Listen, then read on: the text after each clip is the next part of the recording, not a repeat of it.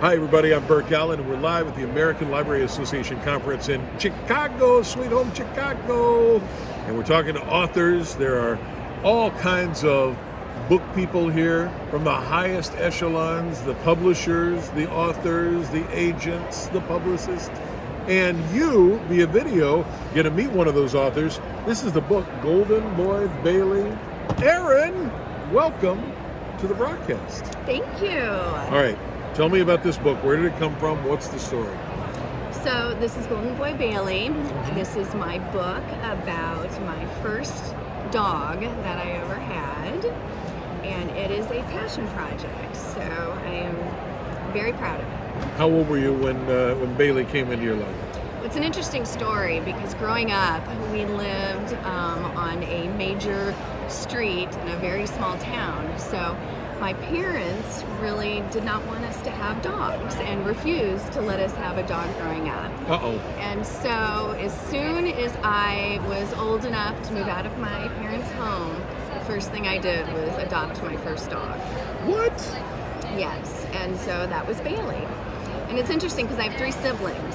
And so my siblings also, as soon as they were living on their own and out of mom and dad's home, they as well adopted their dogs or their first dogs. And so this book is a tribute to those 4 dogs and the adventures that they had together and the adventures that my siblings and I had together with them. You wrote the book, you illustrated the book. Lots of people who are watching are authors or illustrators, but maybe they're both like you and they think, I can't do all of that. So was that a tough thing for you to overcome? The thought, how can I write and illustrate a book and get it to market?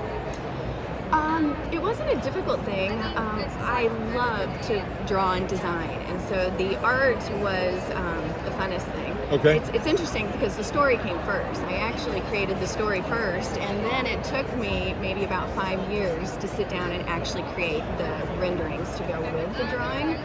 And the reason for the time lapse was that my grandmother was so instrumental in my childhood and in growing up and such an inspiration to me. And I remember her, I was in high school, and I remember stopping by her home, and she pulled out a newspaper article, and she had saved this for me, and she said, you have to sit down, I have to read this article for you. And it was about a student who was illustrating and writing children's books. Okay. And my grandmother said, you should do this, you would be so good at this.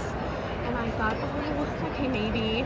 And so my grandmother lived to be almost 100. She passed away when she was 99, and she passed away in 2016.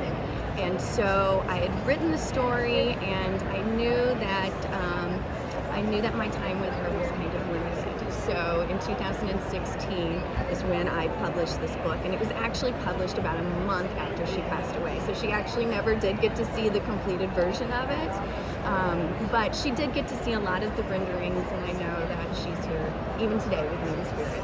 What a great story and an inspiration. Everybody thinks their dog is special. What made Bailey special? I think the thing that made Bailey so special was that he was just crazy. He was so fun and full of so much excitement. And I think that's very typical for golden retrievers and for that breed of dog. And he just was so much fun. So I just have this whole library of information and experiences that I can reference back to help me come up with great and fun stories for him. You shared with me before we started the interview that you worked in the toy industry. Yes. And in the toy industry, you do lots of, I've seen video of focus groups, if you will, where kids come in and they play with the toys and you see what works and what doesn't work. Did you do any sort of focus groups with kids to make sure you could get into their minds and make sure the children's book resonated with kids? I did, absolutely. Beta readers? I have such an amazing network of friends and have children, and you're right, with the toy industry, I'm around kids all the time. And so, yes. And I also am a mother of 3 children myself, so... Well, let's give them a shout out. My daughter Vivian is here with me today, and then I have 2 sons, Oliver and Jack, who are home supporting me in spirit. As far as you know.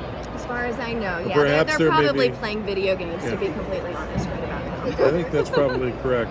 There's a gazillion children's books out there. Yes. It's a very crowded market. Tell people why Golden Boy Bailey should be on their shelf. I think primarily because of the artwork. I think when you open the book and you go through these pages, I think they're so vibrant and fun, and I think the artwork just pulls people in. And not only that, but I think the story is relatable, and I think it's appropriate for both children and adults alike. Erin Frew is the author of the book Golden Boy Bailey, available now in great bookstores and online as well. We're at the American Library Association annual conference in Chicago. Erin, thanks for being here. Thanks for having me. Go pick up Golden Boy Bailey today.